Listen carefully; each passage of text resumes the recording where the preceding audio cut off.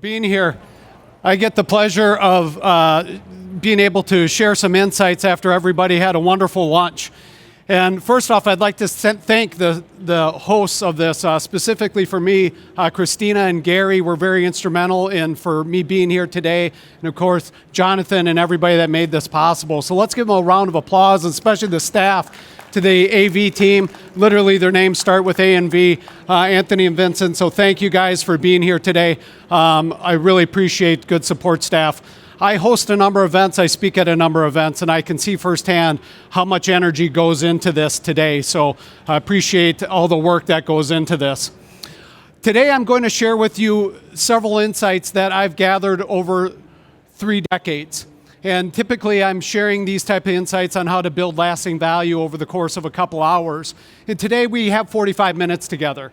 So I'm going to share some of my best insights that I've gathered over 30 decades in 30 minutes and share some of the high points with you.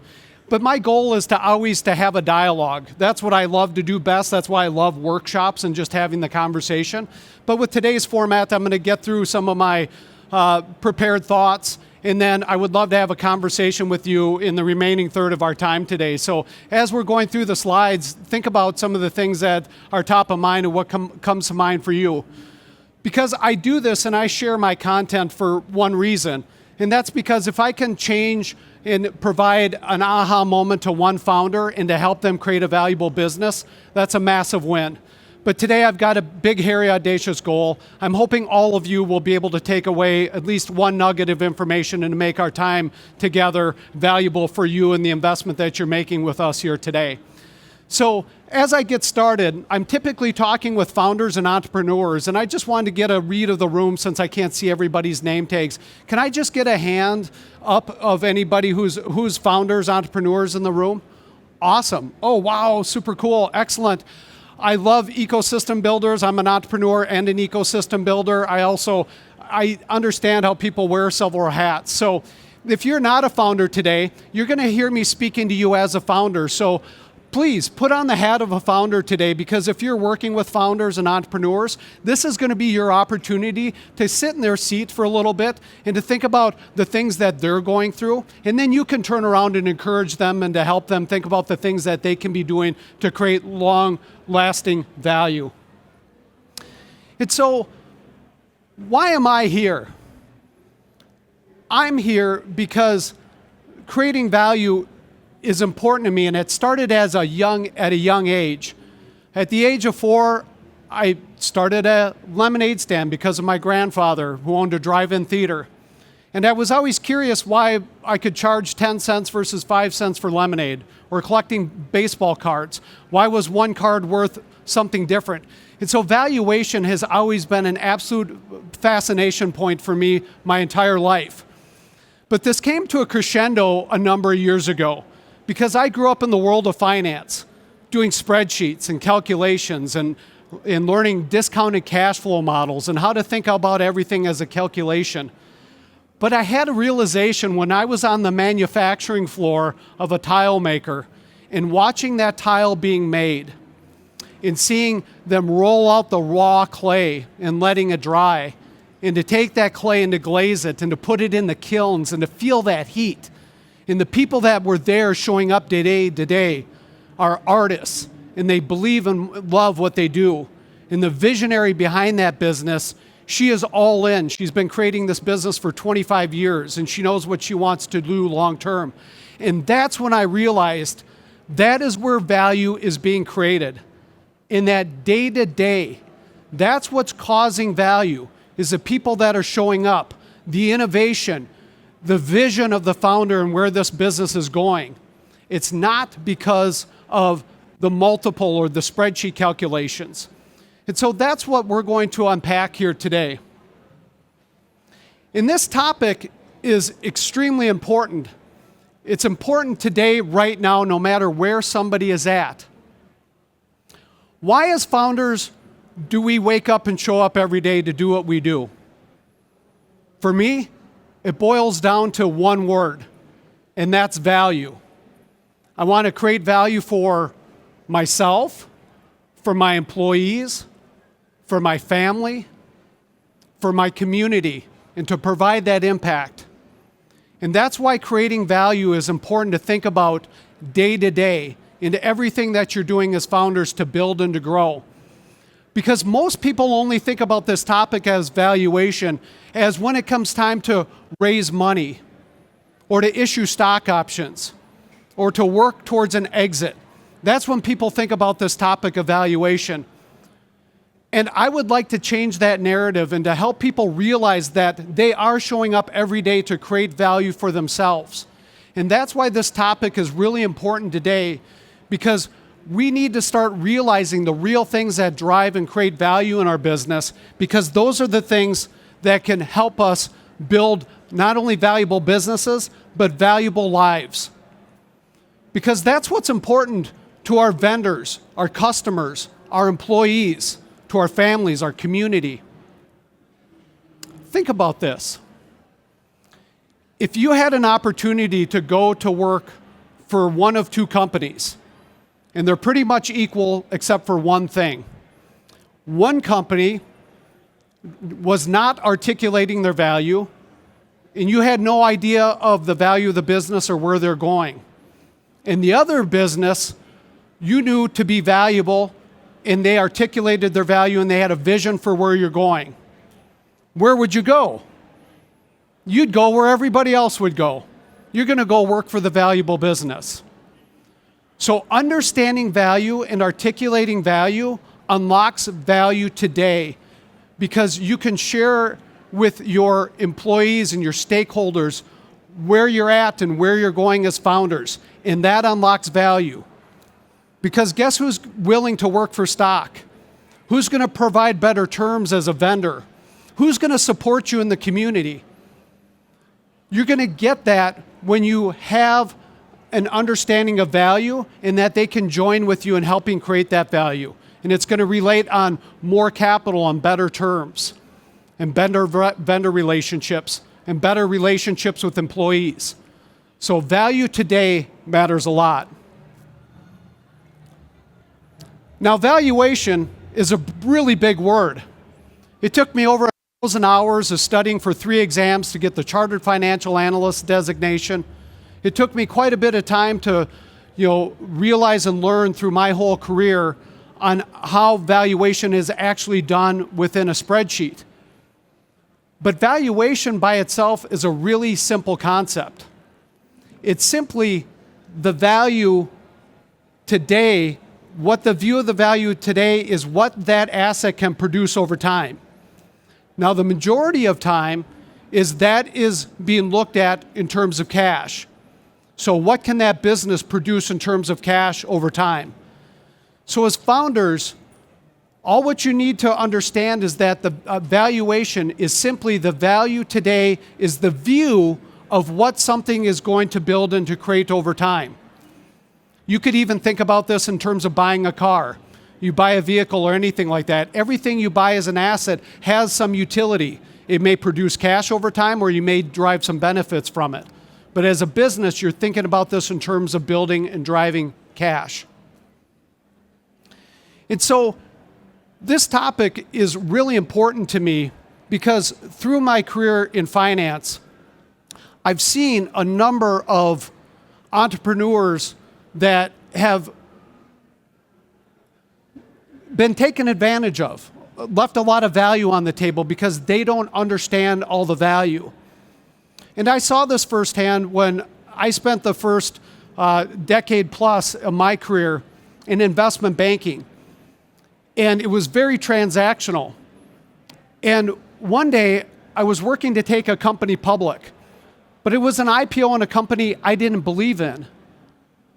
And that is when I realized that a lot of my work that I was doing was not aligned with my personal values.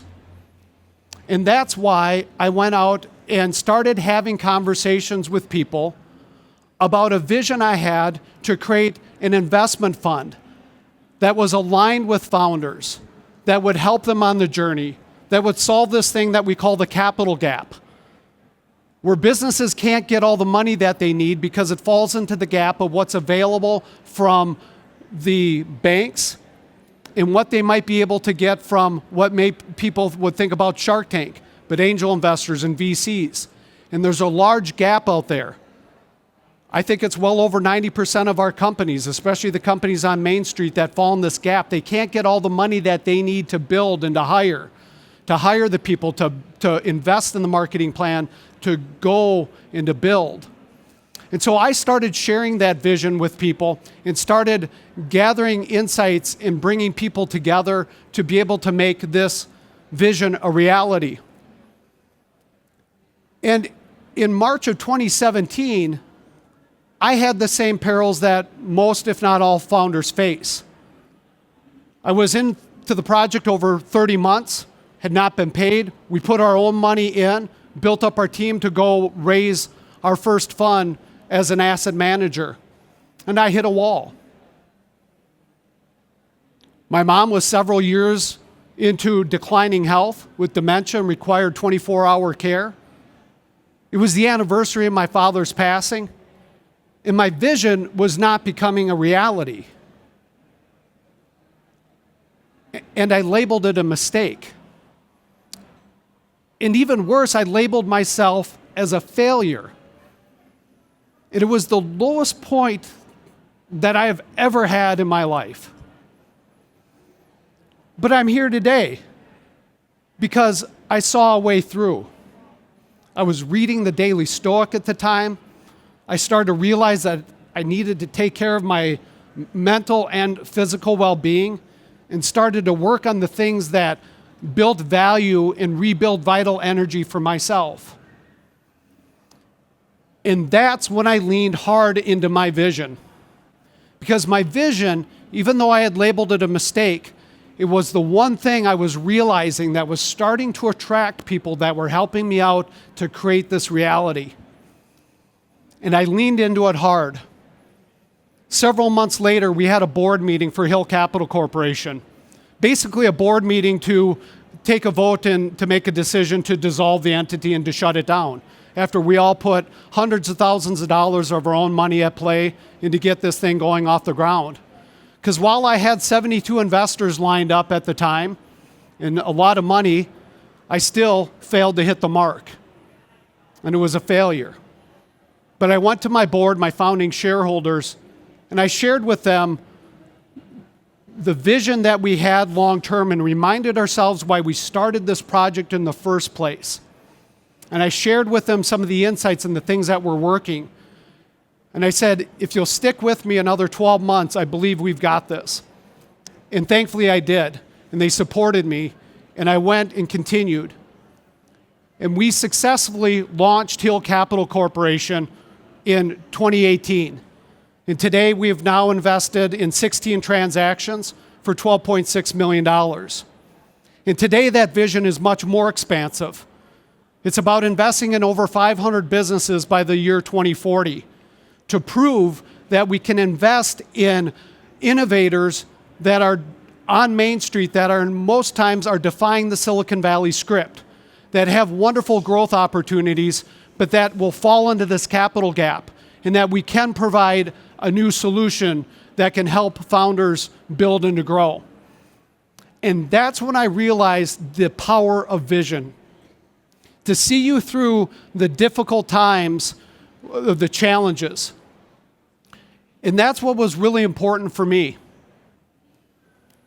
And when I went back and I thought about my upbringing around valuation and thinking about what I had heard when I was at an EO event. I'm a member of Entrepreneurial Organization. And a fellow member, his name is Jan, came over to me and confided in me a potential sale of his business. The private equity was coming at him hard. He's had that for quite some time, but this private equity group had offered a pretty large multiple. And he talked about a multiples business and compared to his industry. And he shared all these insights because he knew I had all the M&A background in writing fairness opinions and doing valuation work. And I will never forget standing at the golf course where we were having the reception and just having this realization that was like, oh no, Jan, they got to you. And I didn't say that out loud to him, but they got to you. because they were in the process of convincing Jan that his businesses was a multiple of cash flow, a multiple of EBITDA, which is a term that should not even exist, because I was around in the 90s when that term was made up. And most people don't know what that is, but called a multiple of cash flow. And they were convincing him his business was a multiple of cash flow. Now, what is the problem with that? The problem with that is his business is not a spreadsheet calculation. And his business is not a multiple, because what a multiple is, it's what's happened in the past. It's a multiple of the cash flows that have happened, or the revenue that's happened, or eyeballs that have happened, or whatever metrics people want to throw out there. Jan was creating value long-term and had a vision for where he was going, where he was taking his business, and how he was going to grow it. And if he didn't rethink how to think about the value drivers of his business and what he was doing, he was about to leave a lot of money on the table. And that's when this work became really important to me and very foundational to my book, Breakout, Valuation. To start articulating and to help founders realize the real things that create value so they can concentrate and to focus on those. Because yes, the spreadsheet jockeys like me and the financial nerds like me, we can do the calculations someday for Jan. But today, his business is becoming valuable because of his people, his culture, the curiosity that he has to uncover blind spots and to take down barriers of risks and unknowns. The financial fortitude to see through hard times and to properly capitalize his vision. That's what's creating value for him.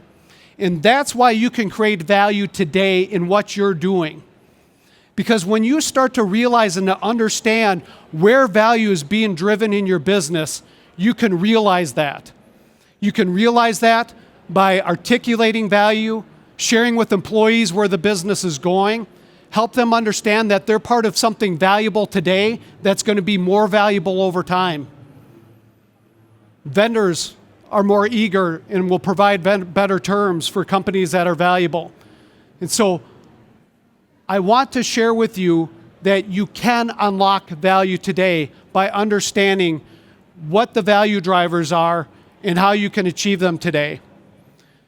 And so I really think of it as if you are around the idea of valuation multiples, we can think about this in a really simple term. What is building the multiple?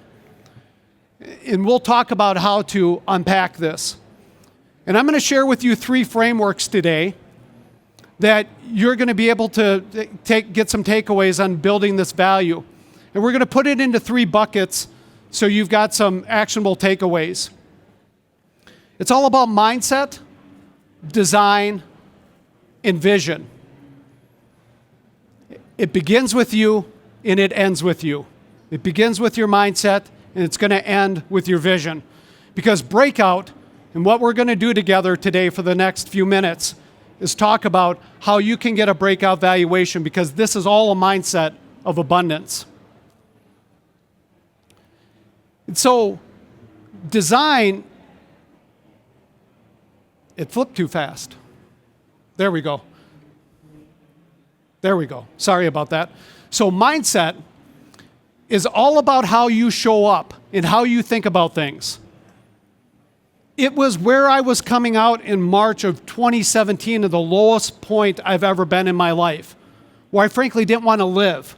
And I wanted to think about, like, how am I going to crawl out of this? And to taking those steps, how am I going to show up mentally and emotionally, and to think about the things that can build and to create value in my life. That's what mindset is all about. It's things that you can control, like curiosity, confidence, and that grit mindset to survive and to get through the tough times and to do what matters. Curiosity is a really important part around all of this. As a member of Entrepreneurs Organization, EO, you might have heard Brad Feld talk yesterday how he was a founder of YEO in the Colorado chapter in the Forum Mindset. But we talk all the time about breaking down and unlocking blind spots. It's called Johari's window. And to think through what you don't know. And the problem with this, as you might have heard the old saying, is you don't know what you don't know. And one of the best things you can do as a founder is to show up every day as if you're 4 years old. It's a beautiful thing. What does a 4-year-old do? Why? I have seen more entrepreneurs unlock value asking the simple question of why and to tell me how. And I've seen the opposite happen a number of times where it's destroyed value, where they've gone in and assumed. So dangerous, right? And they went in and assumed they understood, they assumed they understood how the acquisition of their business was going to go down. And they listened to their advisor and they didn't ask why. And then all of a sudden the transaction happened. And all of a sudden they realized they left a lot of money on the table 12 months later and were angry about it. It's not a fun place to be towards the end of your life when you just did the biggest transaction you might ever see. So curiosity is very, very important. Confidence is a huge element to show up every day. I love what Jonathan said on the stage yesterday about the word bold. It's not just about having the grit and the guts, but it's to show up, to have the confidence and to be bold and to take bold actions. It's the confidence to ask those tough questions, the confidence to know where you're going and why you're going to go there. Because Tom, right, what kind of companies do we want to invest in? We want to invest in founders who are confident in where they're going. Because guess what? If they're not confident in where they're going, who else is going to be confident in that journey? Their investors sure aren't. Their team isn't. It starts with the leader. It starts with the owner. It starts with the founder to show up every day confident. And yes, sometimes you got to fake it till you make it a little bit. You got to smile when times are tough. I just got off a really difficult phone call with an entrepreneur who's having a really hard time. And guess what? She's got to show up, go back out to the factory floor, and to encourage her team. We got this and we have to keep going. That's what we have to do nearly every day as founders, is to have that confidence and to use it as a strength. And one of the more important pieces I think about with mindset is the idea around survival. It's this grit and determination to see through the really difficult times. Because Apple became one of the most valuable companies, not just because of the iPhone and technology. There's one indisputable fact of why Apple is one of the most valuable companies today. Anybody want to take a guess? It's because they survived. My dear friend Jeff Brown and founding shareholder Hill Capital worked for Steve at Apple and literally innovated and had the idea around the first iPhone. They called it the Mini Mac back in the 80s, the early 80s. Steve knew that he had to get through tough times. And Apple was nearly bankrupt, but they got through it because he called his fiercest competitor, Bill Gates, and was able to secure $150 million to get through some really difficult times. But Steve, like a lot of gritty founders, had backup plans because he knew what he was working on long term, and he knew he had to do some things to bob and weave to get there. And as founders, you have the mindset to be able to control and to think about how you're going to survive through plans A, B, C, and D. Design is a very important element of building value. Design is all about what you can do in and around the business. These are the things that you think about quite a bit when you see things like the entrepreneurial operating system and all these coaching systems and things that are available. This is all the stuff that's all about cash forecast, cash management, and designing the business. And cash management is extremely important. I think about three things when it comes to cash management. It's cash, what others owe you, and what you owe others. I call it the cash management trifecta. And when you know your numbers as a founder, that drives value. Because investors like myself, when a founder can share the insights of where they're at today and where they're going and what kind of cash they have and what kind of liabilities they have and know those numbers off their head, that unlocks value. See how these things all tie together? Because then it builds confidence, it builds trust. Trust is one of the biggest currencies that drive valuation as well. Understanding cash management and understanding the trifecta of cash, what is owed to you, so receivables, what you owe others, so receivable are payables and debts and so forth, is very, very important. And having a cash forecast of understanding not just your vision, but tying it together to where this business is going to go. This isn't perfect. I've done hundreds of models myself. This is what I do all day long, is do financial forecasts. They're imperfect, but it is better than nothing to start to understand how much will it take to hire someone, what kind of equipment might we need to buy, to have that forecast to understand, so when you talk to investors, you understand how much cash you may need. Because it is helpful and important to properly capitalize a business. It blows up value and takes value down when things are overcapitalized or undercapitalized. So what we share with our portfolio companies is, yes, getting some of that Goldilocks is important. So working on that cash forecast, but make it a forecast and dynamic. This is not a budget. It's not a license to spend. It's a forecast and what you can build and value over time, and understanding that. And then finally, business design. I think about the entrepreneurial operating system, EOS, based on the book Traction. I think a lot about like optimizing for working capital, cash coming in and out, how you can lower your cost of capital over time. All the all the optimization strategies that you can do. It's a very beautiful thing on business design, because especially as the business grows, it unlocks a lot of value. Because again, investors, buyers, they want to see documentation, processes. They want to see people who've got stand-up meetings, level 10 meetings, that they're doing quarterly planning sessions, annual planning sessions, that they've got a plan. And that's all part of your design and things that you can control. Next, one of the most important things as a founder that everybody can do, irregardless if you have a business idea today or if you've been in business like my friend Mercedes for 25 years. It's all about the vision. Vision unlocks value. It's all about where you're going and why you're going there. It's all about showing up and communicating and articulating where you're going. And so the vision needs to have communications. It needs to have the people involved. It needs to go beyond you. And it needs to tie into the things that are going to drive innovations and where you see the business long term that unlock substantial value. Because what I realized in sharing my own vision was when I was sharing it, it was starting to bring people towards me and resources towards me. It was attracting them. But like a good magnet, and every magnet, it also repels. It pushed away the naysayers. It pushed away the people and the resources that weren't going to be helpful. And that's what makes the vision magnetic. That's like, I put it in my book. I had this realization right before I published my book, but it's only about a page. And you're the first to get some of this content because I'm writing a whole new book about this. But it's about making the vision magnetic. It's about attracting the resources you need, but also repelling the naysayers. Get it out of the way and move towards what is working, and to make that vision magnetic. Because that's what happens when you go in to share your vision. And when you share your vision, it's all about communicating and articulating it, telling people where you're going to go, and having and building stakeholders around your business.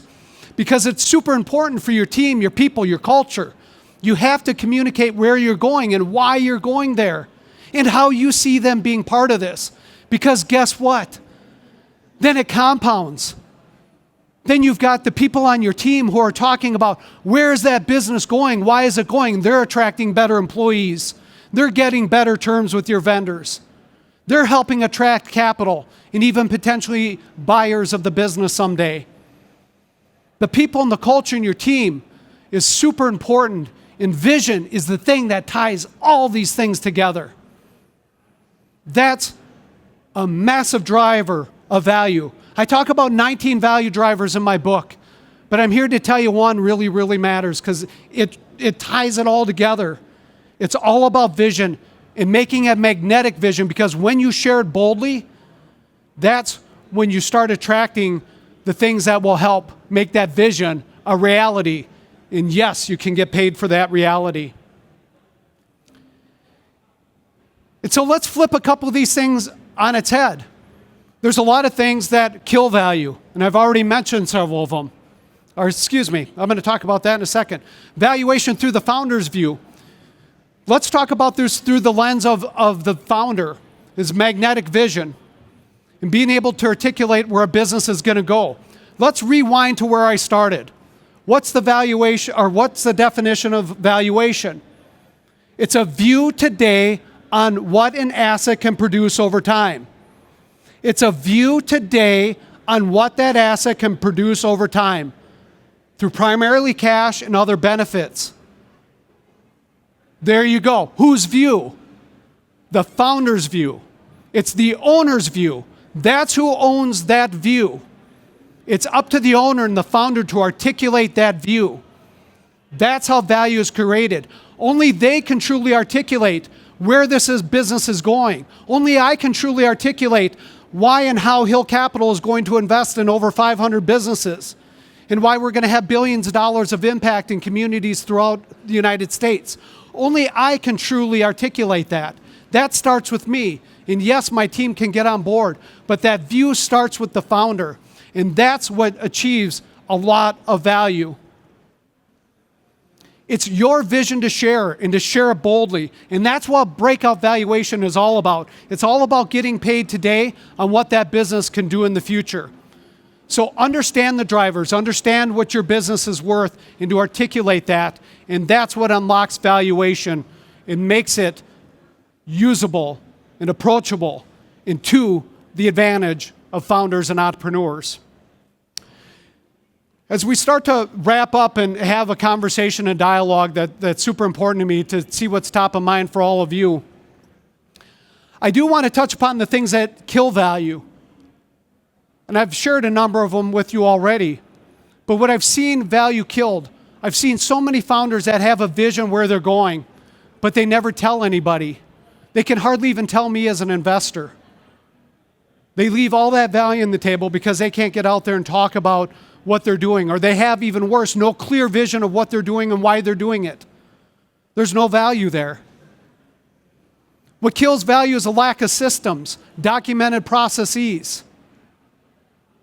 Anybody who's an M&A advisor or does exit planning, this is 101. They're going to tell you this all day long. If you want to sell your business, you have to have things documented, because that's what people are going to pay for. And by the way, others need to be able to come in and to run that business. So if you have key people dependency, that's a huge problem. And where does people dependency usually happen? With us, the crazy founders who can't get out of our own way. And that's what's important, is to build a team and to make sure that there's no dependencies, that a business can continue to build and grow if the founder gets hit by a bus or a key salesperson leaves. And finally, one of the biggest killers of value is the lack of resources, the lack of community, the lack of capital, the lack of access to it. Now, I don't have to talk about community much. It's a big part of my book. There's a whole chapter on it. And I didn't talk about it today because anybody in this room, you're already working on community. You already get the power of the ecosystem, right? That's why you're here. Let's help our founders understand the importance of surrounding themselves with community to help them build and to grow value. And so for next steps, if I could get a volunteer to hand out some paper. Oh my gosh, you're wonderful, thank you. You take the front seat and you volunteer. So you just have them pass it around. So I've got a handout for everybody so you don't have to worry about being able to see this. 3 next steps for you right now. What's one thing that you're going to do differently in the coming weeks? What's one thing that you're going to do in the coming weeks? That's step 1, is to ask yourself and to reflect. What are you going to do in the coming weeks? You invested a lot of time to be here today and at this conference. I invested the time and energy to be here today. So let's think about what are the next steps that you can take and what is the thing you're going to do differently. Next is to craft your magnetic vision and to share it boldly. And to do that, to share it boldly, try it out. by building relationships with capital providers and community, and to go out there and to share it and to get that feedback. And the third step is to create community. Create the community that's going to help you achieve the vision, the community that's going to attract resources and to build long-term value. And so the handout that my new dear friend is, what's your name? Olivia. Oh my gosh. Well, thank you, Olivia. Thank you for doing that. I wasn't sure how many people were going to be here today. So thank you, Olivia, for your help. I want to end this and start our Q&A by talking about the fact that you control the value as founders. Because you might have heard the old saying that beauty is in the eye of the beholder. And that is absolutely true. Value of your business is in the eye of the beholder. You as the owner, you as the founder. It starts with you, it ends with you. And that's the beauty of it. You don't have to let any service providers or anybody scare you about multiples or spreadsheet calculations. It's within you. You have the answer. You control where your business is going and how it's creating value. You control this. In my book, and more importantly for all of you, on my website, you can download it for free and you have the handout. There's a web.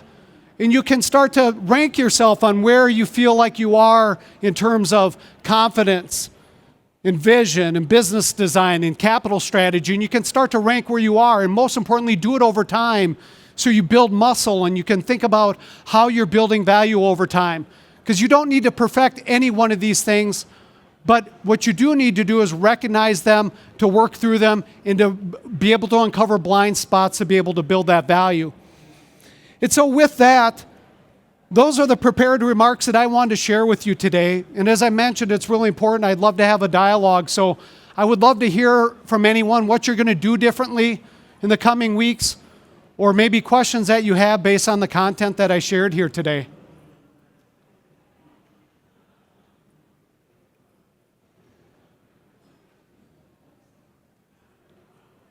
Yes. And I feel like we did this. Yeah, we do have mics because it is being recorded, I guess. Thank you so much. Yes. This is so helpful. And I'm leaving with a lot of momentum and excitement. Yes. I'm a founder, so casting a vision, creating the vision, redefining what that vision is not the problem. What I sometimes struggle with is I've got this excitement. I need to pass it off to someone on my team to continue implementing, building, whether it's the future of the company or whatever it is. What would that title be called for me to hire someone who can continue executing based on this so I can continue doing sales and all the other crazy things that I do as a founder? In my experience, where I've seen people be successful with this, and so you could think about in terms of mission, vision, values, that's all fair game. But where I've seen people really excel with all of this is being able to put this in literally sometimes on the wall of their business. They're putting it on all of their materials. What I've started doing in opening my meetings is reminding people of the vision and where we're going and why we're doing it. And so it's that constant repetition. Because even I need to be reminded some days when I wake up, why am I doing this? Oh yeah, because I want to help, over 500 founders create and build a valuable business that can help their families, so on and so forth. I have to remind myself of that. And so I think it's fair game to say that it's helpful to repeat this wherever possible, to share and over and over again.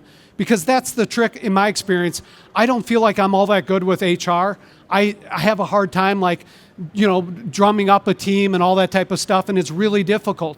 But the thing that I've seen work, and especially with our portfolio companies work, is where they're carrying the flag and they're living it day to day. Now, the easiest examples are when you get some of these companies where the founder is very prolific on social media.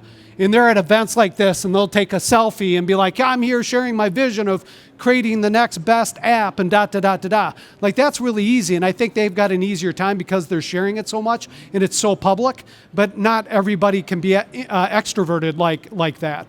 But I would encourage people to think about sharing it wherever possible to their team, but not only to the team, but to all stakeholders, because it's a reinforcing mechanism. When vendors hear about it, shareholders hear about it, lenders hear about it, even family members hear about it. That's where it gets, I think, really magical from what I've seen. Does that help?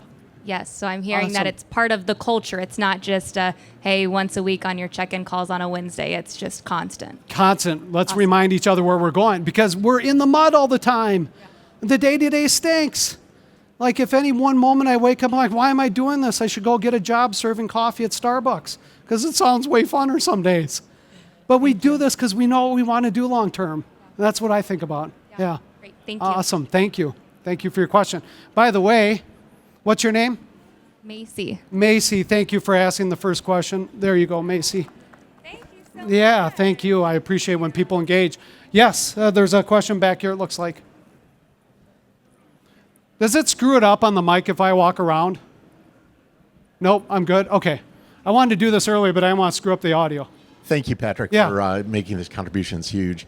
One of the things that I'm curious, with the orientation, you introduced kind of the specter of multiple of whatever, and that almost suggests a financial engineering of designing a company for exit. But if you do want to build a company to last, and you want to be a durable, how do you manage your valuation for that situation? And what's different between that and an exit orientation? I mean, the ironic part is a lot of times I think about and where I've seen companies be successful is when they want a company to last, they're working on their valuation more than the companies are that to exit.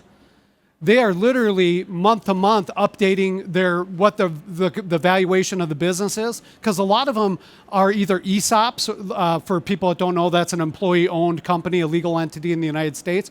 They have an ESOP or they want to create an ESOP, or they're actively issuing or redeeming stock options. And they know as a private company, their only way of redemption is to buy those stock options back. So they have a board that is actively looking at valuation, and they're setting various targets and milestones. And they know that it's not perfect, and it never is. But guess what? When they're doing it month after month and quarter after quarter, it gets better over time. So there's periods where they might fall into the trap and say, well, our industry is 2 times revenue or 10 times EBITDA or whatever, and they kind of use that. But over time, I think they get better and smarter about what is the real value of this business, and they start to hone in and works for them. Because that's what I've come to realize as a founder that unlocks value. It's that repetition. So I think about that as lasting value is to work on that constantly. That's how I think about it with Hill Capital, because I'm never selling Hill Capital. I'm going to be hopefully like Warren Buffett and, just go out, someday like Charlie Munger did. Like I have zero desire because what else am I going to do? I don't sit well on a beach, right? So I have no desire. And where I see people get in trouble with the exits is when they exit, it's this big rush. And then they do all the stupid things that destroy value. They start cutting some costs here and there because they want to pump up the numbers and make the EBITDA, whatever the heck that number is, look better so they can get a better multiple on EBITDA or whatever the case may be. And that ends up destroying a lot of value. It's a lot of short-termism that happens in exit planning. And that's just the reality of it. But I think building lasting value really matters because then too, I really value and what I think a lot of founders really value is optionality. I want to have the options. I want to have the options to continue to grow. I want to have the option to go fishing with my kiddos. I want to have options. If I want to raise more money to build, I can do that and so forth. And those that know their numbers really well and understand the value, they have the options because then they know, should I take out a loan to fund this next piece of growth? Should I sell a chunk of the business to employees or whatever the case may be? Because then they can optimize for optionality. And I think that's a big driver of value personally. Thank you for the question. Yeah. We got the mic right up here. Thank you. We got this and then Tom behind, or either way. Thank you. It sounds good. Thank you so much. This Yeah. has been great. So I guess my question comes into when you're looking to get investment. Yes. What do you do when your own valuation doesn't align with an investor's valuation of you? It's a wonderful question. So the sheer reality of all valuation, if there's a transaction that has to happen, the valuation is what anybody is willing to pay at that moment in time. That is the reality. And so as a founder, one can articulate their vision, have a forecast of where they want to go, but at the end of the day, it's going to be whatever an investor is willing to invest and at what valuation. And also at what terms, because a lot of times the valuations, I hate the media on valuations for companies, especially that are doing traditional VC rounds, because the valuations are meaningless, because they all have preferred stacks. So the valuation goes out the window, especially for founders. So it all depends on what that founder's looking to achieve and what they want to have. And so one thing is a valuation of what the shares are being supposedly bought at, but what are the terms of the investment as well? And if the markets are terrible, it's going to be a low valuation for everyone because cash is precious. Those cycles do happen all the time. And so that's the reality, is that people are looking to raise money. They have to be willing to be able to take whatever terms are being offered. But that's also why vision is very important, because the more that can be shared, the more conversations you can have, the more you can align with those investors. And by the way, a little insider tip is do as much or more due diligence on your investors than they're ever going to do as you on a founder. I shared that tip with somebody 12 years ago, and it was crazy. Mark ended up asking this investor who flew in on his private jet all these questions, and 30 minutes into it, the guy goes, you're asking me all these questions, you've asked me more than I even know to ask about you. And he goes, how did you do that? And he goes, I called all the companies you invested in, asked all the founders what they thought of you and what I should know. And he was so blown by, so the 1 hour meeting turned up 4 hours, and then 2 weeks later he invested $1 million. So do your research, because that can help a lot too, when it comes time to do that transaction. So, yeah. And then there's a question right here. Go ahead, Tom. Yeah. When the marketplace changes, suddenly tariffs affect your cost of goods, component costs, or you're an exporter and suddenly you're now facing tariffs as you export product, or the cost of debt stays elevated. What's your advice about what to do with a vision, particularly where a team has already bought into the vision, but it's now a much more complicated world? Tom, did you do some research on me and want to open up a wound and pour some salt on it? Because I own a medical products business, and we are facing that right now with Inspiration Medical Technology, a company I founded 15 years ago. We are literally, we went from one day from a container costing us $100,000 to it being $250,000 because $100,000 for the cost to another $150,000 to pay the tariffs.